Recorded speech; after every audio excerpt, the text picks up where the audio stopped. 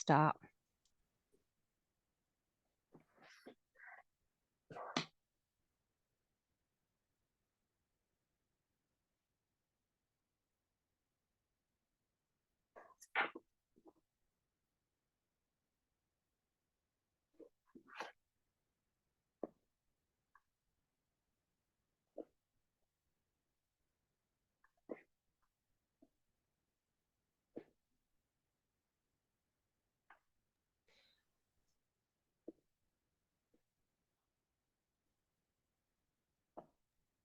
Good afternoon, everybody, and welcome to the Five Stone Buildings webinar program. We've just opened the live link, so we're just waiting for a few minutes to allow everybody to join before we start. Whilst we are waiting for everybody to join, I shall just remind you of the house rules. So just to remind you that this webinar is being recorded. If you have any questions throughout this webinar, please put your questions into the Q&A box at the bottom of your screen, and our speaker will try to come to questions at the end if we have time. If you do not wish to be identified when asking your question, then please tick the anonymous box so that our speaker does not identify you in their response. And just to remind you that this webinar will be recorded and placed on our website shortly after it has concluded. I will now hand over to David Rees. Good afternoon. I'm going to begin with an apology, which is that I've got a rather nasty cough at the moment. It is possible I will have a coughing fit halfway through my talk. I have some water to hand, but I apologise in advance. Now, I'm going to be speaking today about the difficulties that can arise for personal representatives of an estate when they're faced with a claim which may, if it succeeds, mean that the estate will be insolvent, and to look at the steps that can be taken by personal representatives to protect themselves in that situation. I'm going to be making particular reference in my talk today to the case of Wedgwood and Hussain and another. Neutral reference is 2024 EWHC 1836 Chancery. That was a decision of Master Marsh, sitting in retirement, that was handed down on the 24th of July, and in which I appeared as counsel for the applicant personal representative. I'm not going to say too much about the facts of that particular case, though, today. The underlying claims against the estate to which that judgment relates are still live, they're still ongoing.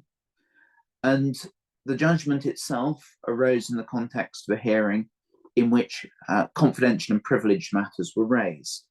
So there is a real limit on what I can say about the factual background of the case, but I'm going to talk about the legal principles that it establishes.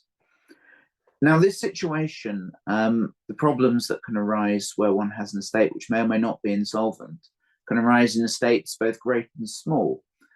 Those of you who have been reading the papers over the past few weeks will have followed that one possible outcome of the tragedy that took place in the Mediterranean when the yacht of the entrepreneur Mike Lynch sank, is that there are claims against it, ongoing claims against him, which will now be claims against his estate.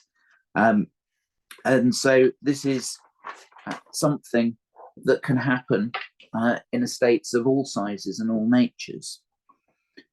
Now, the starting position, as I'm sure you're all aware, is that a personal representative is liable for any liabilities of the deceased up to the value of the assets that are in his hands, or at least ought to have been in his hands, but for any default.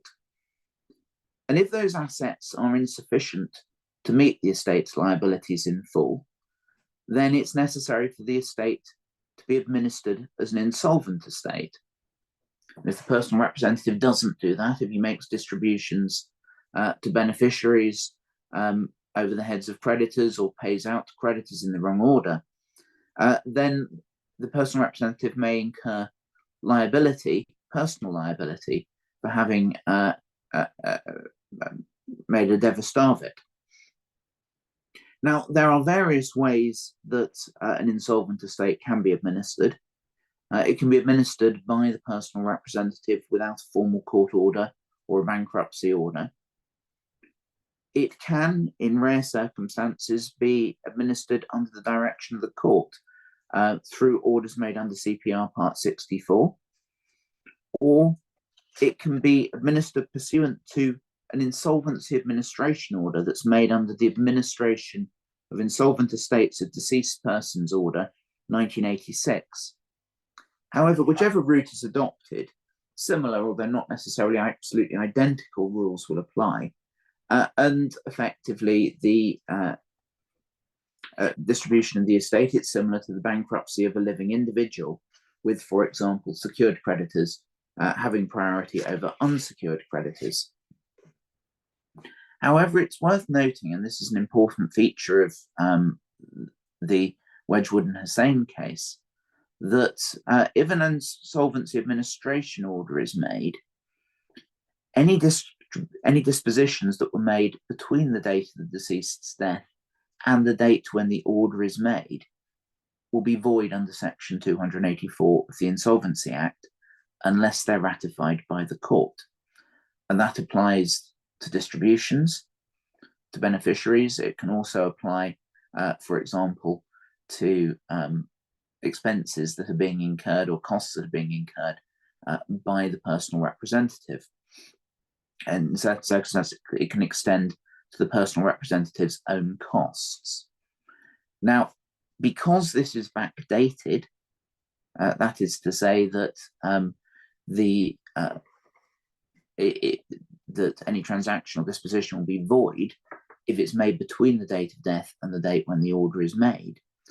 This can be particularly problematic if at the time that the personal representative is looking at the estate, it is not clear whether or not the estate is insolvent.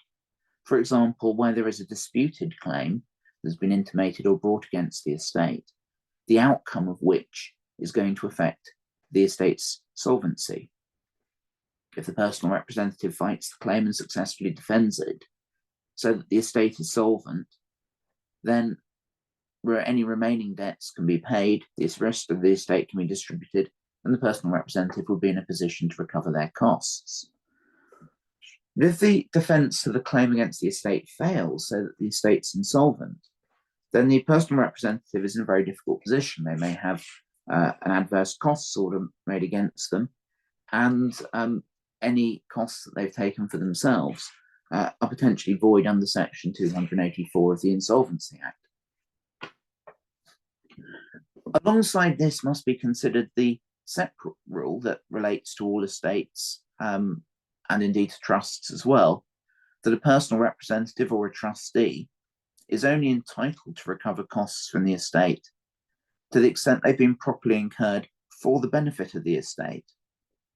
And this means that if a claim is brought against an estate and a personal representative wishes to defend it at the cost of the estate, they will normally need to bring what's called a Beddoe application to the court for permission to defend or to bring the claim.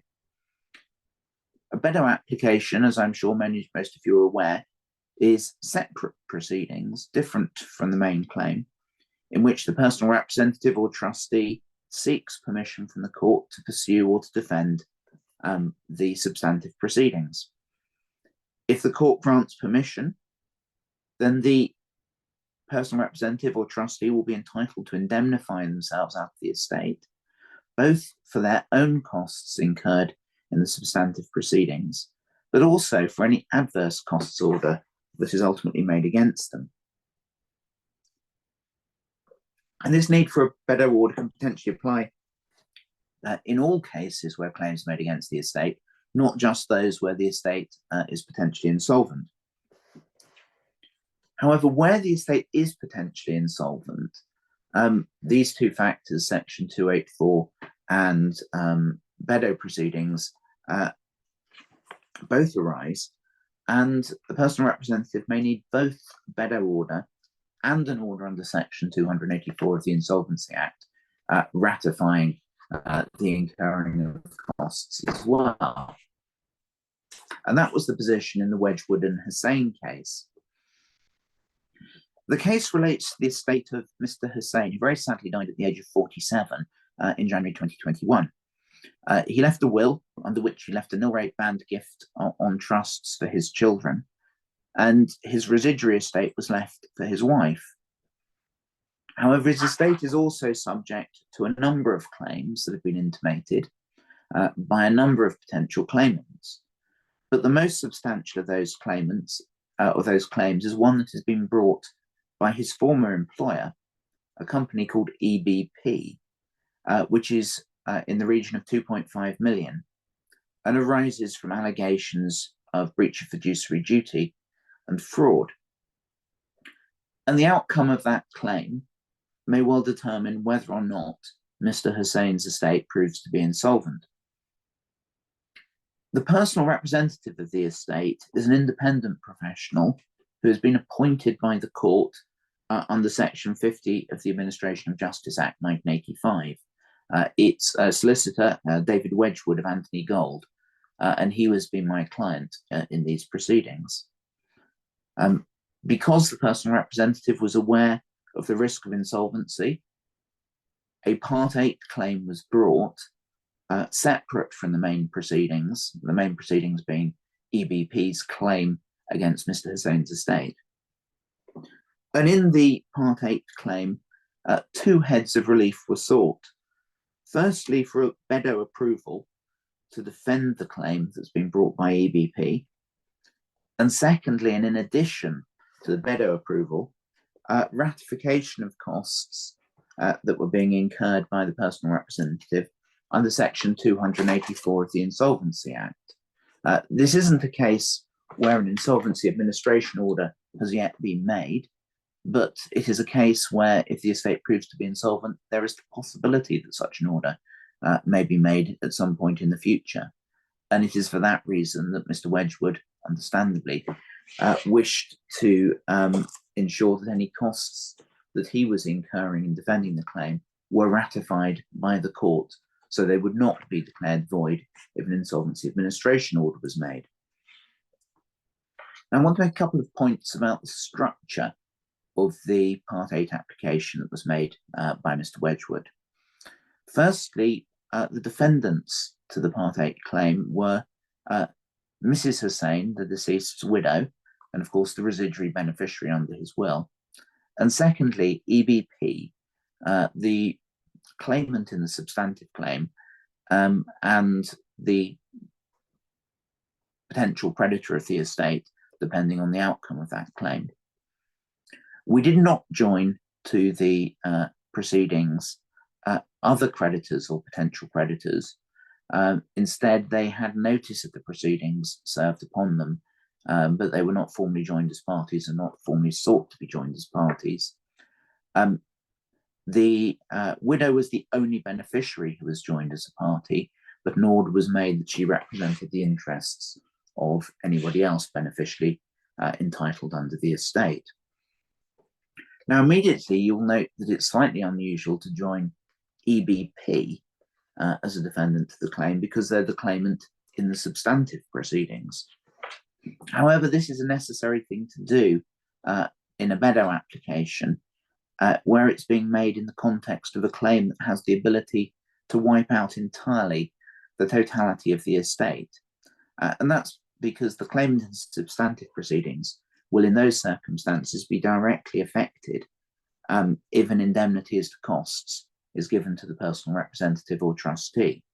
Other cases where it may be necessary to join the claimant's substantive proceedings might, for example, be if the substantive claim is to entirely set aside the trust for mistake or undue influence. And that was a similar position here. Effectively, EBP, as a substantial potential creditor, was in a position where if its claim succeeded, it would ensure that the estate was insolvent. And that's why it needed to be joined as a party. However, where you have the substantive claimant to the proceedings, or the claimant to the substantive proceedings also as a party to the Bedo application, the Bedo application has to follow particular routes. It's important that the claimant to the substantive proceedings doesn't get to see all the evidence, and in particular doesn't get to see the privileged material in support of the Bedo application for example, counsel's opinion on the merits of the substantive proceedings that's being produced to the court. And it will be necessary also to exclude such a person from parts of the hearing of the Beddoe application where privileged material and confidential matters are being discussed. There was a further complication here in that Mrs. Hussain, the beneficiary, also had a separate claim that was contrary to the estate. And that meant that, in fact, the evidence in this case had to be effectively divided into three categories. The evidence that was shown to all parties, evidence that was shown to the court and to Mrs. Hussain but was not shown to EBP, and evidence that was shown only to the court. Now, the case first came before the Master Marsh, sitting as a retired judge, in November of last year. And on that occasion, EBP and Mrs. Hussain attended. They did not object in principle either to Beddoe relief or Section 284 relief being granted. And such dispute as there was to the scope of the Beddoe approval that was being given on that occasion. On that occasion, the court gave Mr. Wedgwood limited permission to defend EBP's substantive claim, giving permission for the estate to amend its defence, to undertake a limited disclosure exercise, and attend the mediation that had been organised. It did not, at that stage, authorise any further steps in the proceedings, and in particular, it didn't authorise Mr. Wedgwood to take part in the CCMC in the substantive proceedings. There were some other matters dealt with in the order on that occasion. Retrospective and prospective authorisation was given under Section 284 of the Insolvency Act, both in relation to costs already incurred by Mr. Wedgwood, but also in terms of costs that would be incurred by Mr. Wedgwood in complying with the Beddoe authorisation. And there was also permission given to file defences in some other claims that had been intimated against the estate. Following the November 23 order, the steps that had been authorised under the Beddoe order were undertaken by the personal representative. A mediation took place, but that did not result in the settlement of the claim. And as a result, the Part 8 application was restored for further directions, with Mr. Wedgwood as PR seeking further Beddoe relief and further relief under Section 284 of the Insolvency Act as well.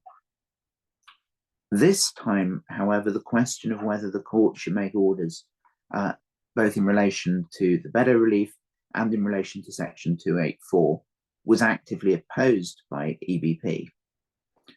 Some of the objections were on the facts or on the EBP's views as to the merits of the estate's defence to its claim.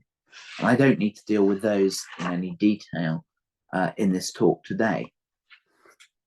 However, and rather more interestingly for the purpose of today, EBP challenged the basis on which the court should make orders under Section 284 of the Insolvency Act. EBP's position relied on what is paragraph 12.8.8 of the Insolvency Practice Direction, which provides that, I'm quoting here, the court will need to be satisfied by credible evidence that the debtor is solvent and able to pay their debts as they fall due, or that a particular transaction or series of transactions in respect of which the order is sought will be beneficial to or will not prejudice the interests of all the unsecured creditors as a class. And EBP then relied also on the decision of His Honour Judge Klein in the case of Slate and Callin, reported at 2022 BPIR 273, suggesting that that test as set out in the Insolvency Practice Direction was the correct test to apply.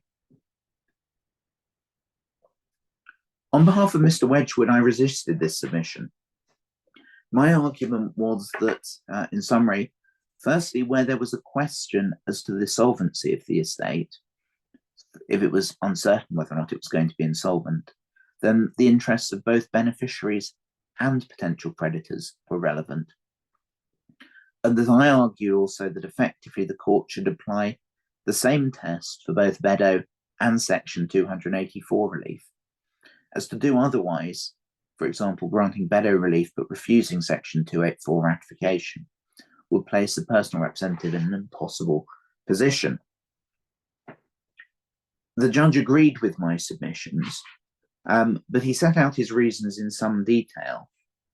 And his decision is, I would suggest, of some importance, because there is a previous lack of authority on the tests that the court should apply in these circumstances. First of all, in relation to the test to be applied when considering an application for Beddoe relief, the master made clear that the issue for the court is the degree to which the assets of the estate should be put at risk. And he stated at paragraph 31 of the judgment, and again I'm going to read this as a quotation, quotes, "The task of the court on a Beddoe application in which the estate seeks to bring or defend a claim involving material uncertainty is not an easy one. The interests of the beneficiaries may not be homogeneous, and an assessment about what may be of benefit to them as a class may call for a fine judgment. There is then the question of what degree of risk is acceptable to the estate. It will need to be assessed in a proportionate way. The smaller the claim relative to the size of the estate, the less significant the risk of failure becomes. Conversely, a large claim relative to the value of the estate will involve substantial risk, all the more so if there is doubt about the value of the estate."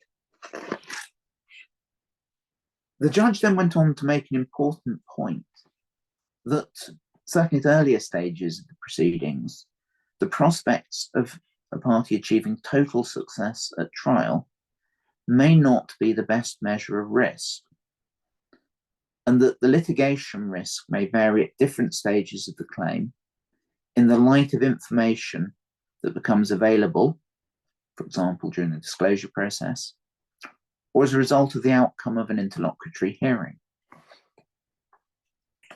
The master then went on at paragraph 33 to say this: "For my part, I consider it is helpful on a Beddoe application to consider, with the benefit of the privileged material, what a reasonably minded litigant, fully advised, and with a cautious approach to risk would do in the circumstances.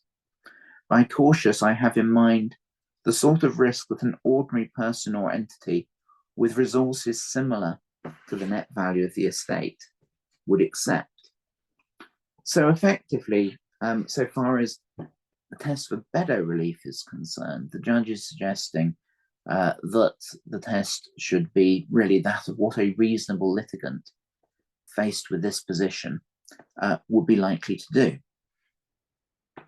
The judge then turned to the question of the test under Section 284 and rejected EBP's argument that the test was that set out in paragraph 12.8.8 of the Insolvency Practice Direction, which I've already outlined. Instead, the judge accepted submissions that I made, which had been based on the decision of Mr. Justice Sales in the case of the National Westminster Bank and Lucas, 2014 EWHC 653 Chancery. Now that case, even if you don't recall the name, you may well recall the circumstances, relates to the estate of the disgraced television entertainer, Jimmy Savile. And it establishes effectively that a personal representative is obliged to consider the interests of both creditors and beneficiaries if there is doubt about the solvency of the estate. The Savile case arose because of the floodgate of allegations that broke shortly after Mr. Savile's death. And the potential of the personal representatives of the estate, although they had potentially a large estate, they were faced with the possibility of a unpredictable number of claims of unknown value. And in the Lucas case, the Savile case, paragraph 74, Mr. Justice Sales said as follows: since, as explained above, the rights of claimants against the estate and the rights of beneficiaries under the will cannot be known with any certainty at the moment, it cannot be said that the estate should be administered as if it is insolvent and the beneficiaries under the will have no relevant interest. The personal representative should have regard not only to the interests of claimants against the estate, but also to the interests of the beneficiaries under the will. Now, Savile was a case where approval was being sought by the personal representatives for a scheme to deal with potential claims against the estate, but also for Section 284 approval in relation to costs that were being incurred by the personal representatives. And Mr. Justice Sales said at paragraph 75, in my judgment, the person with primary responsibility for balancing these different and competing interests, which ought to be taken into account, is the executor. The weight to be given to the respective interests in deciding how to proceed is a matter for evaluative assessment by the executor, taking a range of factors into account, such as the apparent strength of the claims against the estate, the potential liability of the estate to the claimants, the interests of all sides in minimizing the costs of dispute resolution, and the appropriate means to be adopted to ensure fair scrutiny of the merits of the claims while avoiding the exhaustion of the estate in legal costs. Now, in the Hussein case, Master Marsh recognised that the circumstances of that case were quite different to those of Savile. It was effectively one large claim against the estate rather than a class of potential claims. The risk of insolvency, he commented, was more pressing. But on the other hand, what was being sought was authority to take limited steps in the litigation rather than authority for a complete scheme. In any event, the Master did not consider the differences to affect the test to be applied. And crucially, he found that the test to be applied was not just the interests of the creditors, as set out at paragraph 12.8.8 of the Insolvency Practice Direction, but that the test required a balancing, both by the personal representative and by the court itself, when considering an application of this type, a balancing of the interests of the creditors and beneficiaries in deciding whether or not to grant relief.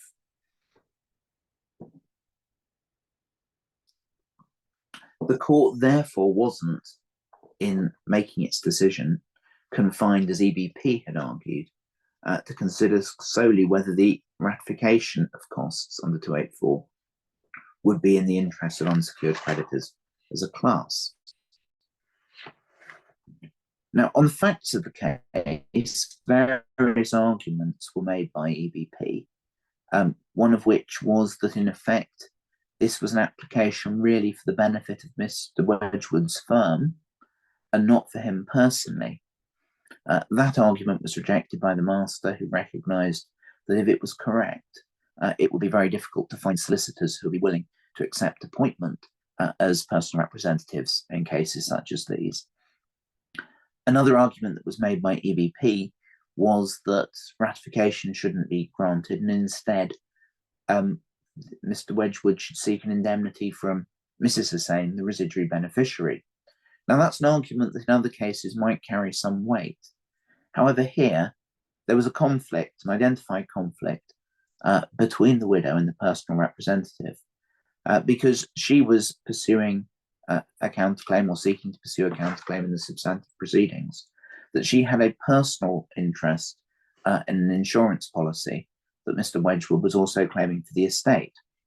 And the Master recognised that it would not have been possible for Mr. Wedgwood to get an indemnity from Mrs. Hussein in those circumstances. The Master therefore concluded on the facts that he found it appropriate to give limited Beddoe and Section 284 relief, applying the tests that he had found to be applicable. The authority that he gave covers the next stage in the litigation, a dispute about various points relating to the pleadings, and if necessary, an application to seek payment into court of the contested insurance policy. And the authority given also extended to pursuing further steps of ADR. The master took the view that authorising those steps would give greater clarity about the issues in the proceedings and the likely size of the estate. And he took the following view, quotes, "The further costs for which approval has been given cannot be precisely calculated, but are small in the context of the costs incurred to date. The benefit to the beneficiaries of those costs being incurred outweighs the potential detriment to the creditors. I consider that a reasonably minded litigant, fully advised and with a cautious approach to risk, will be willing to incur the proposed expenditure." And the master recognised and acknowledged my argument that to reach different conclusions as to BEDO authorisation and Section 284 ratification would place a personal representative in an impossible position. And he also identified that unless the court was going to refuse to approve any further expenditure at all, really the court would always be bound to facilitate resolution by ADR and include that within its order. So that's the judgment in the Hussein case and what took place. And in the last few minutes of this talk, I want to draw out a few points from that judgment, which I think may be helpful for personal representatives who find themselves in a similar situation.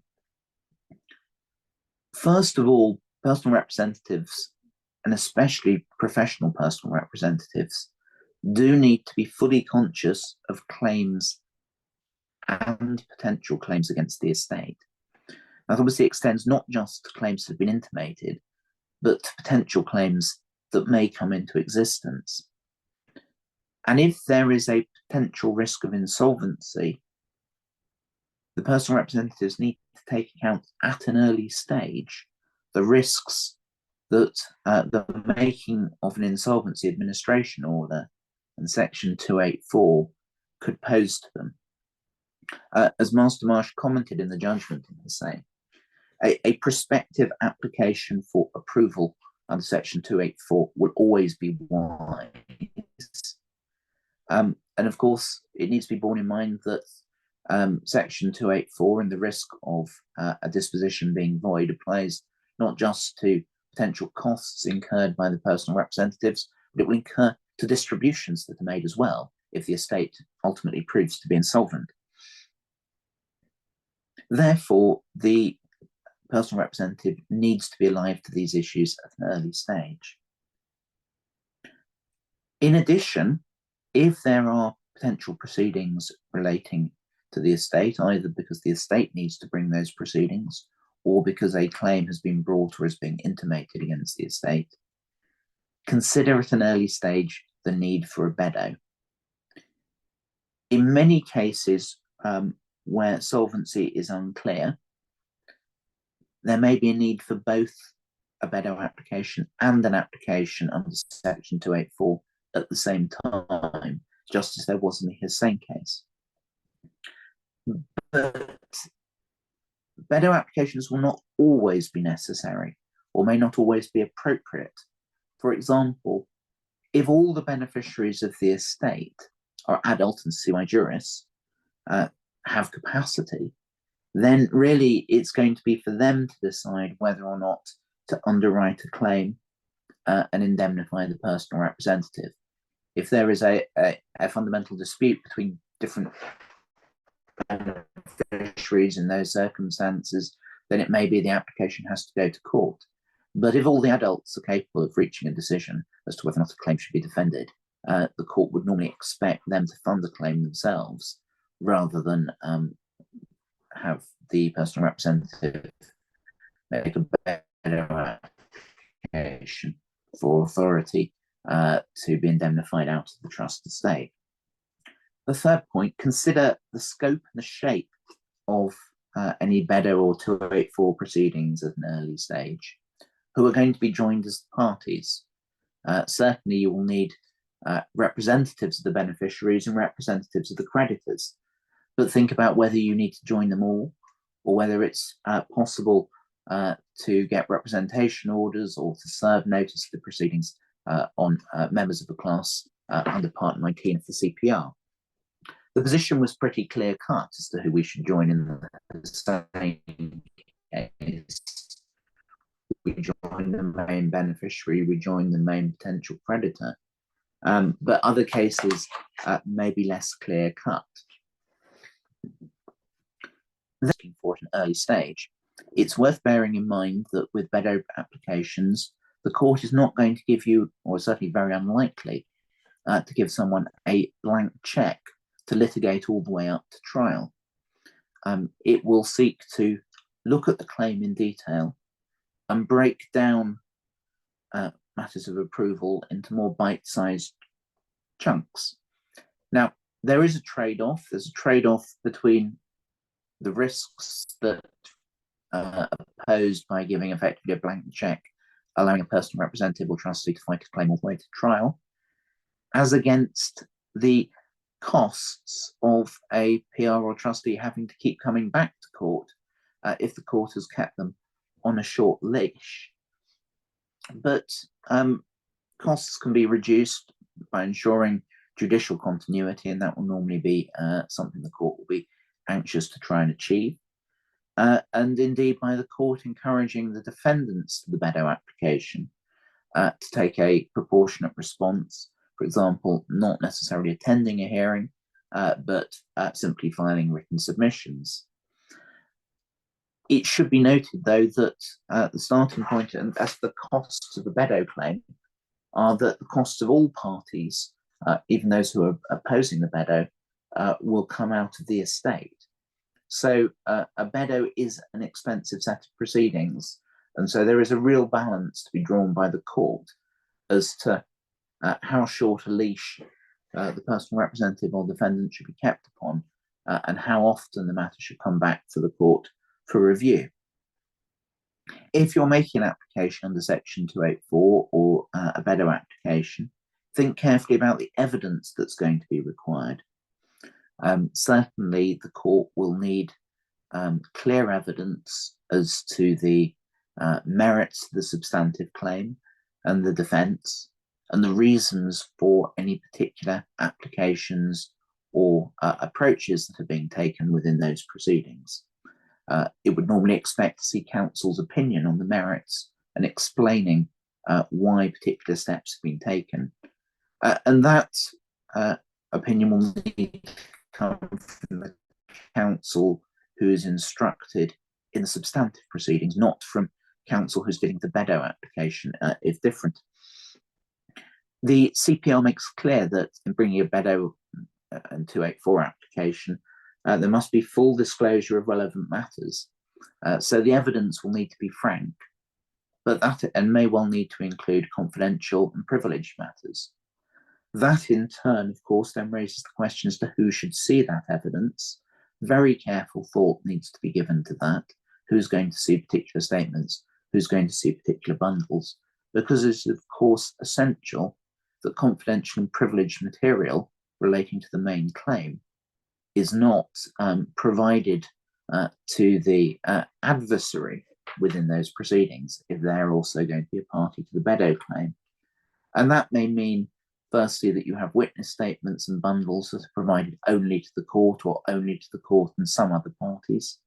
And it may also mean that the court may need to proceed in the absence of some or indeed all other parties and hear from the Bedo applicant and their counsel alone at various points of the hearing. In drawing up the evidence, of course, in the light of the decision in Hussain, it needs to be borne in mind that the test the court is going to be applying will be looking at the interests of both creditors and potential creditors and beneficiaries as well. And so any evidence that is adduced should address that test. Another point that comes out of the judgment in Hussain is that one needs to be very careful in the evidence as to what you say about mediations. By the time of the most recent hearing in Hussain, there had been mediations, And both the applicant and the EBP, in the evidence that they filed with the court, didn't just confine themselves to saying that those mediations had taken place and had been unsuccessful, but they also referred to what had actually happened at the mediation in their witness statements.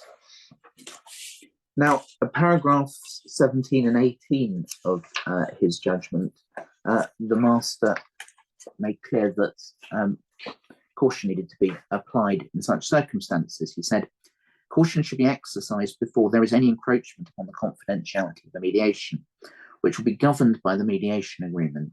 It may be permissible, depending upon the express or implied terms of the agreement, to refer to offers made during the mediation, but even this cannot be taken for granted. Offers made outside of mediation can be referred to in the context of a better application, but it does not necessarily follow that the court may be referred to offers that are made within the scope of the mediation agreement.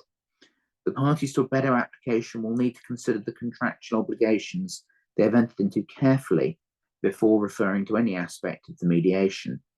Unless the agreement expressly permits a party to a greater or lesser degree to reveal to a greater or lesser degree confidential information relating to the mediation, it would be wise for consent to be sought from all parties to the agreement, including the mediator. The position is even more sensitive concerning information shared or discussions in open or private sessions during the mediation. It is doubtful whether it will ever be appropriate, even with full consent, to place such matters before the court.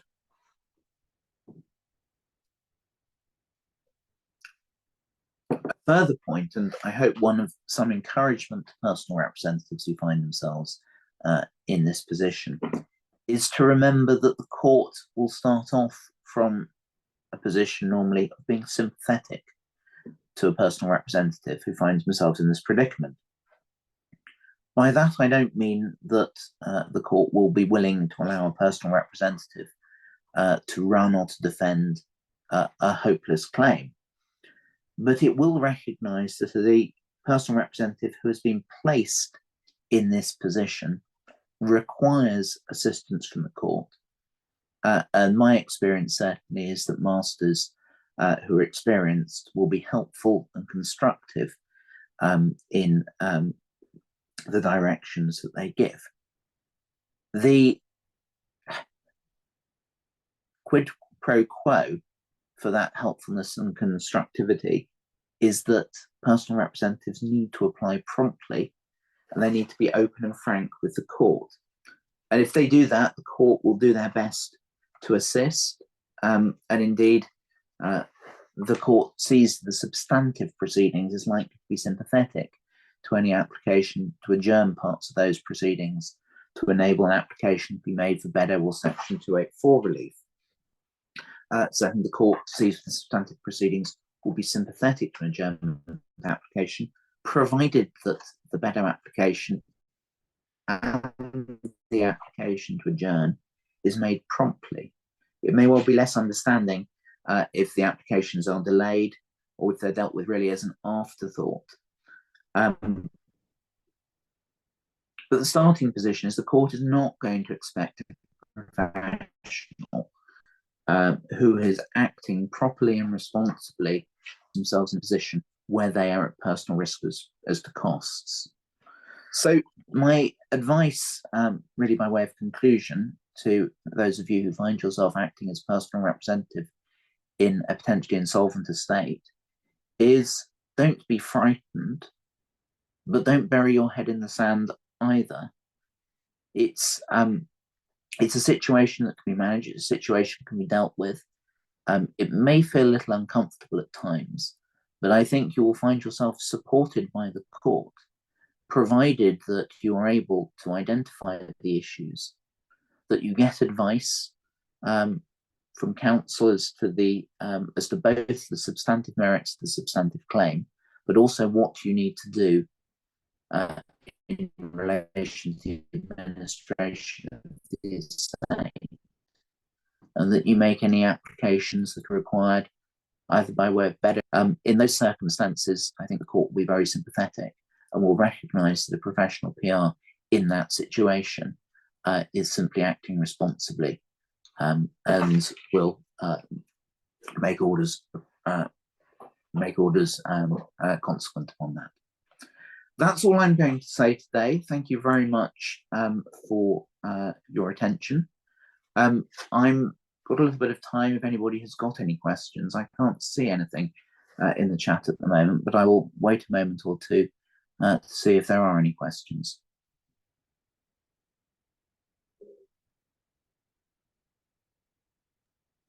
Just while we're waiting to see if there's any questions, just to remind you that this webinar is recorded. So if you've missed anything, you can go, it will be live on our website later on this afternoon, so you can rewind. The question, can executors pay funeral expenses in circumstances such as this? Reasonable funeral expenses will be an expense. Reasonable funeral expenses are in the list of proper expenses set out if an insolvency administration order is made. They have preference over unsecured creditors, although I think they rank below bankruptcy expenses. So the short answer is yes, normally. I didn't mention Section 27 notices. Does that not provide protection against unknown creditors, please? Yes, it will, provided that will provide some protection against unknown creditors in terms of a distribution. But obviously, it's not a complete answer, and certainly isn't an answer in circumstances where you have known claims against the estate, which may mean that the estate is insolvent.